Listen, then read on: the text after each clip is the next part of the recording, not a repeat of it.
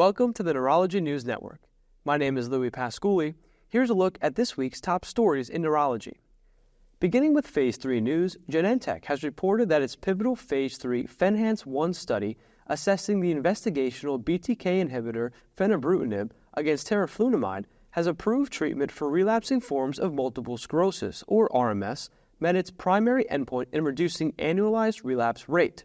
All told, findings showed that treatment with fenebrutinib reduced ARR by 51% compared with teriflunomide over at least 96 weeks, which was consistent with results from the previously completed FENHANCE 2 study, which showed a 59% reduction in ARR among patients with RMS. The company also reported that secondary endpoints in both FENHANCE studies displayed statistically significant reductions in brain lesions and showed that all progression endpoints showed favorable trends for fenebrutinib.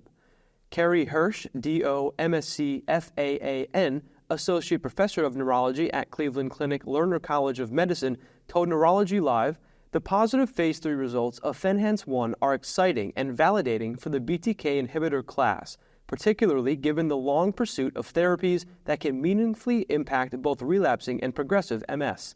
Seeing consistent efficacy in large program studies suggests fenebrutinib may represent a true advance rather than signal limited to early phase data. If approved, fenebrutinib could expand our therapeutic toolkit with an oral, higher efficacy option that targets B-cell biology and innate immune mechanisms in a novel way.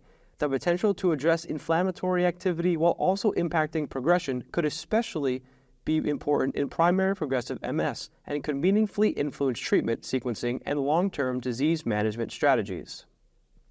Moving to gene therapy news, a first-in-human clinical trial evaluating the investigational gene therapy GB221 for spinal muscular atrophy type 1, or SMA1, has begun dosing pediatric patients, according to a company announcement from Gemma Biotherapeutics. The Phase 1/2 Charisma clinical trial is designed to assess the safety, tolerability, and preliminary efficacy of next-generation adeno-associated virus, AAV, gene therapy administered via ICM injections in infants with SMA1. SMA1 is a severe form of SMA and typically presents within the first 6 months of life.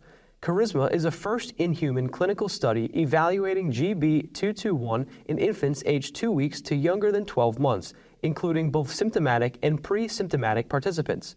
The study will assess safety, tolerability, and primary outcomes with exploratory efficacy assessments including motor, functional, and development milestones.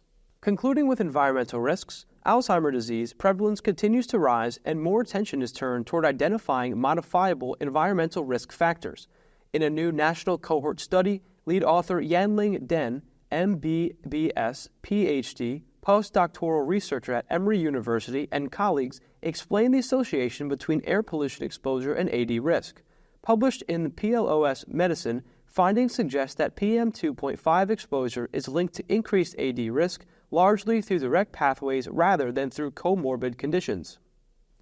To gain more perspective on these nationwide findings linking PM25 exposure to increased AD risk, NeurologyLive recently spoke with AD expert R. Scott Turner, the Director of Memory Disorders Program at MedStar Georgetown University Hospital. In this Q&A, he underscored the importance of identifying modifiable environmental risk factors as AD prevalence is projected to rise. He also noted that PM2.5 may function as an independent risk factor through mechanisms such as inflammation, oxidative stress, and amyloid accumulation. To read the full interview and to get more direct access to expert insight, head to NeurologyLive.com. Be sure to tune in next week to stay up to date in all the latest in neurology.